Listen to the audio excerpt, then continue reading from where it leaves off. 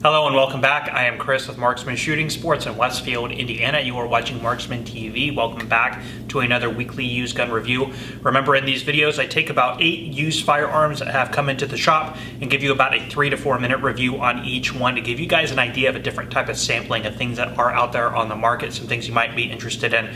Remember, the point of this video is strictly to be educational. The point of this video is not to sell you anything, just to keep in accordance with YouTube's policies. Anyway, guys, with all of that out of the way, let's go ahead and jump into it now.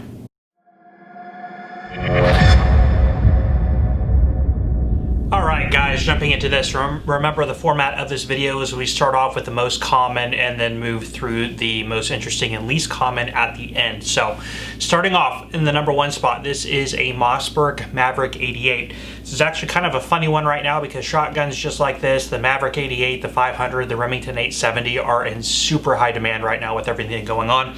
So it's funny, you know, this is the number 1 spot, but right now it's going to be very unlikely under these circumstances to find one of these hanging around a gun shop, especially if it's priced fairly. So the Maverick 88 is basically the entry-level line to the Mossberg pump shotgun lineup. Next step up would be your 500, your 590, your 590A1. So the main difference between this and going up to a Mossberg 500 is you would have a drilled and tapped receiver up here at the top, which the 88 does not have. You have a crossbolt safety as opposed to the Tang safety. Those are going to be your 2 quickest giveaways that you're looking at in 88. You have on this, you have a double guide on the pump. This has a longer vent ribbed barrel with bead sights. So the Maverick 88, I mean, typically under normal conditions, you're going to pay around maybe $200 to $250 new for one of these. Used, you typically find them for around $150. Now, with all the craziness going on right now, I am seeing Mossberg 500s and 88s going for $500, $600, $700, $800 on Gunbroker used. So with all of the sort of the panic buying right now, the pump shotgun is what a lot of people are gravitating to just because they're very simple to use. They really don't malfunction. I mean, you can make one malfunction, but they're pretty intuitive, and a lot of people have this sort of Hollywoodistic view of shotguns where they just sort of blast out an entire area, which can be true depending on the choke and the shot that you're using, but it's sort of this spray an entire area effect where you don't need to aim. And typically that's something we hear in our store a lot is, you know, I want to get something for my home so I don't have to aim, or, you know, as I always say, well, that's kind of a bad idea, especially if you have loved ones running around. But anyway, for the money, these have always been a very, very good shotgun. Lots of people own these currently. They have owned them. Lots of people get these as a first time bird gun, skeet, trap, whatever, just for fun plinking on the range. So for the money, under normal circumstances, again, these are very, very good options. The 88 and the 500 and the 590 furniture are all interchanged. There's a lot of aftermarket support. And Mossberg, they do have a huge array of different finish types, barrel lengths, tube lengths, stock configurations, pistol grip configurations, so the opportunities or the options on these sorts of things are endless, and just a great shotgun to get into, again, under normal circumstances. If you can find one of these during the current times, I do recommend them. They are nice. You can buy from Mossberg a shorter barrel, 18.5-inch barrel, and a pistol grip and use it as a home defense sort of thing, but you know, like I said, you can really do a lot with these. So anyway, that's our number 1 spot. Alright, up next I have a Glock Model 42, and this one's actually been out for quite a while. I can't believe it. It's actually been about 7 or 8 years now. Now, at the time that this came out, Glock did not have anything in the deep concealment subcompact arena. They did have the Model 26 and Model 27, the 9 and the 40, the baby Glocks as we know them today, but they had nothing in the sort of micro carry, subcompact carry sort of realm of things until the Model 42 came out. Now, this is a 6-round capacity 380 striker fire polymer frame handgun, of course being in accordance with the Glock lineup. When these came out, these were actually very, very popular. They were selling for about $500 to $550, even though there were competitors on the market like the Ruger LCP, the Smith & Wesson Bodyguard, the P3AT from Kel-Tac. People were still lining up to buy these things. I remember it was like a year that they were on the market before they actually started becoming available. Now, one interesting thing, which in my opinion was an interesting decision made by Glock, is there was a huge wave on these, but they very quickly came out with a Model 43, which was essentially the exact same firearm, but in 9mm, just a little bit larger. It was just a hair bigger, maybe 10% bigger, if that.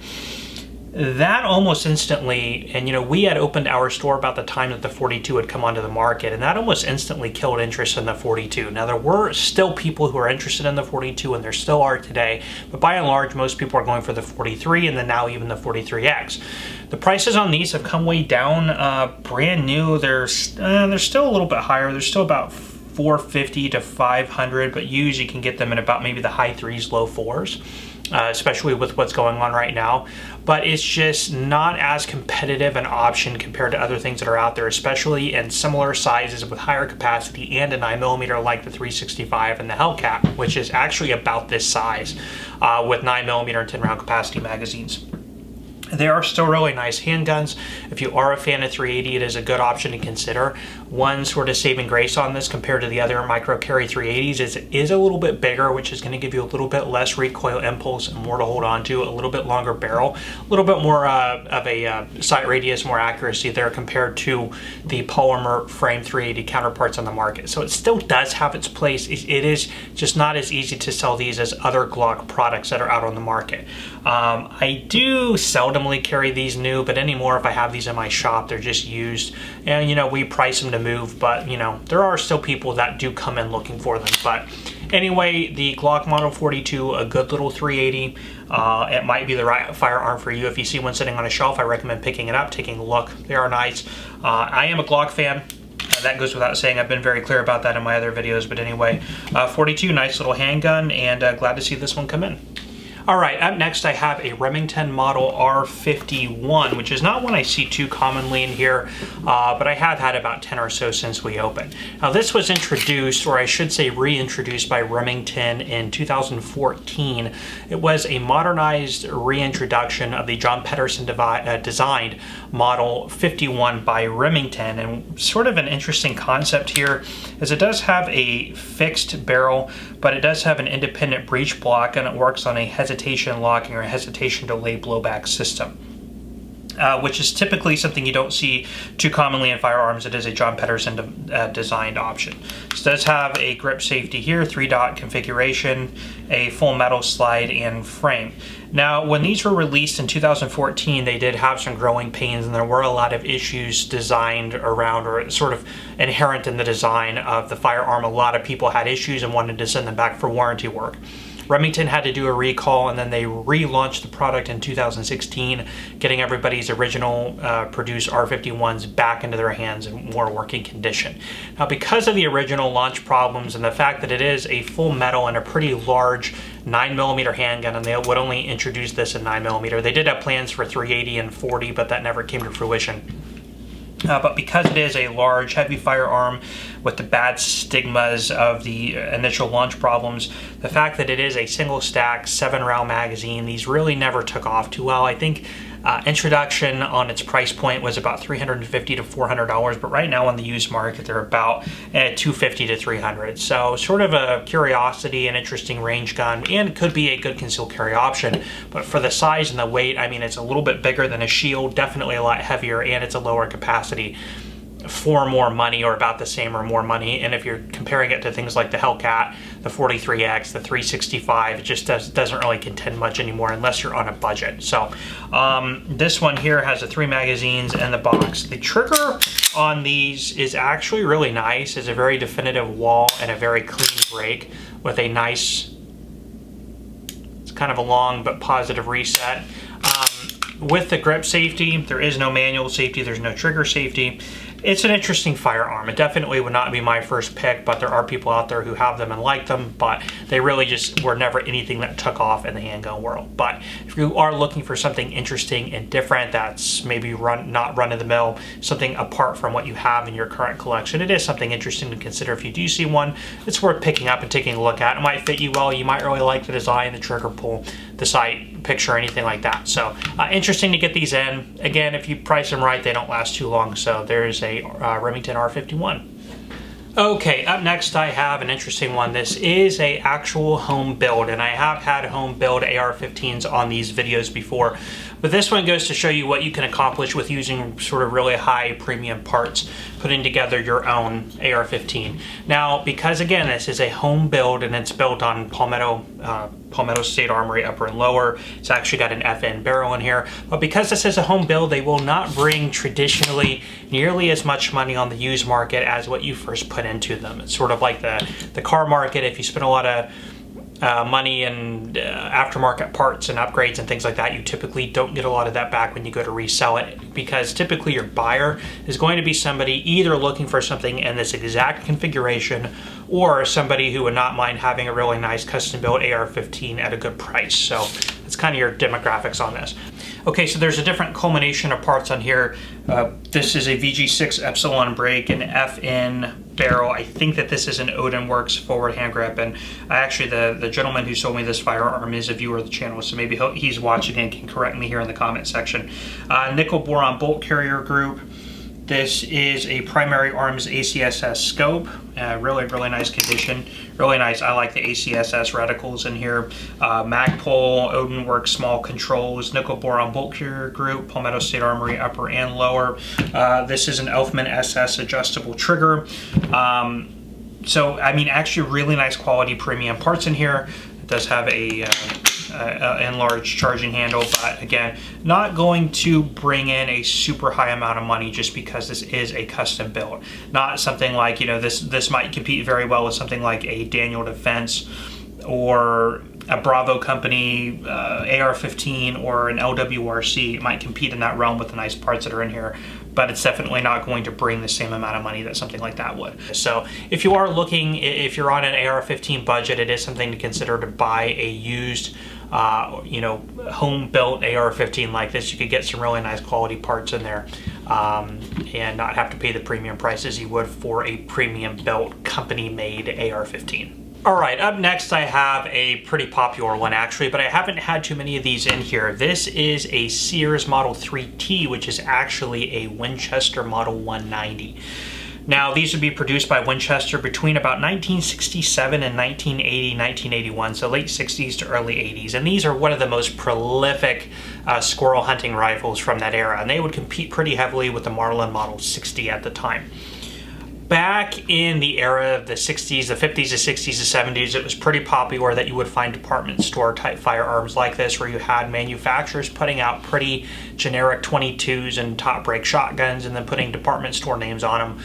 It was a very popular thing of the day. It's kind of like how receivers are done today. They're made at different, basically 3 or 4 main forge houses, and then the different prospective companies, Anderson, Palmetto, Aero Precision, they mark their own markings and names and serial numbers on them. Kind of like that, the way that this was done in the day. You had sort of generic design Model 190s or Marlin Model 60s or top brake Stevens shotguns, you know, things like that. And then the different department stores or businesses would put their own names and different sort of advertising monikers on them. And that was sort of a common thing that you would find back in the day. It's not really practiced anymore with completed firearms like this.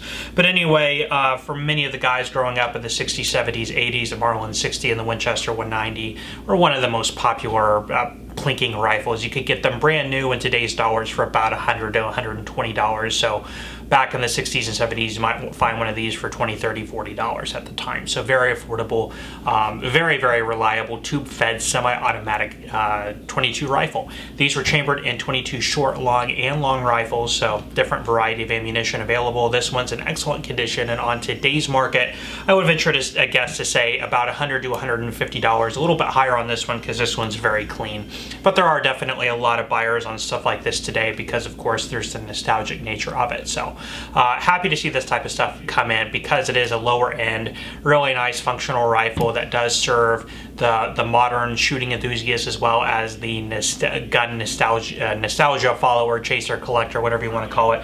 These things always move pretty quickly and are always fun to see come in, and you know, you put these in the hands of guys that see them hanging on the shelf and they just tell you a bunch of stories about growing up with them. So really cool firearms. Happy to see this one here. All right, up next I have a Bergera Model B14HMR, and these are actually becoming very, very popular rifles. This one is a 308. It has a heavy contour, free-floated barrel. This one has a Pro Staff, Nikon Pro Staff BDC ballistic drop compensator optic on it. Now, the Pro Staffs are very entry-level from Nikon. They were new about 200-ish, about 189 to 239, depending on where you find it.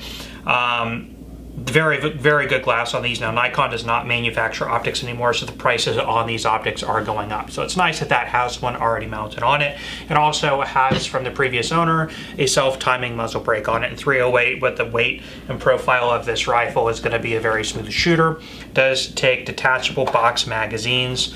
Of course, they make this in the most common calibers are the 308 and the 6.5 Creedmoor, and these retail without the optic or anything on it for about $1,000, about $950 to $1,000. I'm seeing the 6.5 Creedmoor is in stock with different places that are actually available for about $1,000. The 308s are mostly out of stock everywhere, at least that I've seen. Does have a rising cheek rest right here if you need that elevated positioning for your line of sight on the optic, depending on what size rings you're using.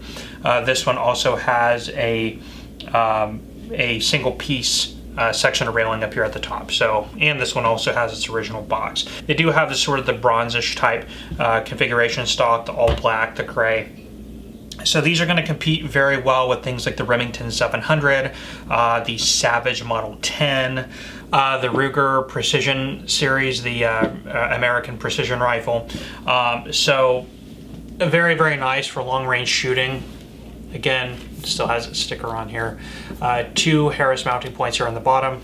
Now, if you look at the competition to this, something like probably a Remington 700 SPS, which is going to run you about the $600 to $650 mark for the extra $300 or so.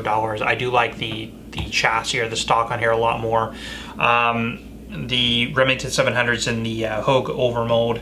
I do like this. It just feels a lot more substantial, a lot more rigid. You do have length of pull adjustments here. Like I mentioned, the comb on the stock, height adjustments, which you don't get on the SPS. I do like the more aggressive scant cut into the stock here, more of the pistol grip configuration. They both have the threaded muzzles. The bolt throw on these is super, super nice. Of course, Bergera, they're made in Spain. Just a really highly regarded precision rifle, especially for the money. This is actually, I have ordered tons of Bergeras in for people, the B14 line rifles, and for customers new. I've never had one used, so it's nice to have a used one in here. I've contemplated keeping this one for myself, but with, you know, when you run a gun store, you try not to do that very often, but this is a really, really cool rifle, especially, you know, already set up the way it is. The gentleman who sold us this was the same one who sold us the AR-15 you just saw, so really, really nice taste in firearms, and I'm happy to see this one come in. All right, up next I have a Remington Model 1148. This is actually a pretty interesting shotgun, semi-automatic. This one is a 12 gauge. It made them in 12, 16, 20, 28, and 410. Now this would come onto the market in 1940, it was 1948 or 1949, so late 40s, and would stay in production until about the late 60s. So had a really long track record. It was meant to be brought in to usher in the era of less expensive semi-automatic shotgun models, and this was meant to replace the Model 11. A couple of interesting things about this is one thing that arms manufacturers learned as a result of World War II was production simplification and part standardization, and this was the first shotgun that would employ elements of both moving forward, and this would actually be the first shotgun in general across all manufacturers to do that. So you had internal stamped parts, which is something that was traditionally never done before, especially before World War II. Another thing you had is you had part standardization. You had an aluminum trigger group housing, which was easy to remove. You did not need specialized gunsmiths to sit there and stone and hand fit different components of the shotgun if it needed to replace parts or anything like that. So at home or gun store gunsmiths could easily work on this, replacing internal parts, anything like that got damaged, and it was also very price affordable for what it was. One interesting thing about it is it did use a long recoil system, so the barrel and the bolt would recoil together to unlock the action. So you can see that sort of moving back there, sort of starting to push the action to the rear. Now, price point on these is not super high. You do typically find them between about $300 and $600 used in this configuration. They did make them in different grades. This one has a nice checkered pattern on the stocks, a long non-vented barrel with bead sights. really not much else to say about it. And a tubular magazine, which would house your ammunition. Very basic and straightforward. Other than that, I mean, it did see limited use in both Korea and Vietnam. Very reliable shotgun, and again, because of its ease of manufacture and ease of maintenance, it made it a good combat shotgun in its limited use that it did see. So very interesting when these come in. I do not see too many of them. They typically stay in people's collections as they are a very good usable and just a very nice classic shotgun. So well, there you are, a Remington Model 1148. Very nice classic shotgun, and I'm happy to see this one come in. All right, last but not least, this week I have yet another Browning A5 shotgun. If you guys watched my most recent gun store vlog, you will know that I had an A5. This is a Light 12. I had another Light 12, which I sold and was shipping off to its buyer, and then I had this one come in. So I am very lucky enough to have two Light 12s come in within a couple weeks span of time. Since I did have one of these actually featured on a weekly used gun review video like 2 weeks ago, I'm not gonna go into too much detail. You can refer back to that one. But basically the gist of it is this is probably one of the, if not the most prolific and desired semi-automatic shotgun designs by shotgun enthusiasts and collectors, designed by John Moses Browning. And a bulk of the production of these would be taken up by FN in Belgium. This one is a Belgian FN made shotgun. It is a 29.5-inch non-vented barrel Light 12, which basically means is like the name would imply, it was a lightened up version of the standard Model A5. The value on these, of course, we know because I just sold the last one in this condition, and this one's actually virtually identical to the last one, except the last one did have a vent red barrel on it, but it had the round knob stock just like this one does, and that one went for $1,000. This one is probably going to be worth about the same amount of money, if not just a little bit less, because of that barrel. But otherwise, condition is I mean, on par with the other one, 95% plus, excellent condition, like new. So would have been cool to have them side by side in here together. But a very, very nice shotgun, very iconic, semi-automatic design. Just a beautiful, beautiful shotguns. I do love seeing these things come in. Surprisingly, I do get my fair share of these in here. They never last long. There's always buyers on these.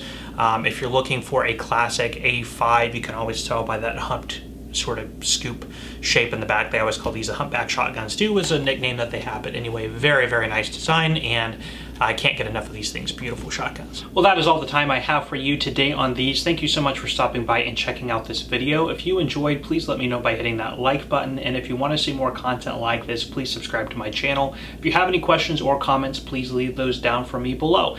Again, thank you so much for stopping by. I am Chris with Marksman Shooting Sports in Westfield, Indiana. You are watching Marksman TV, and I will see you next time.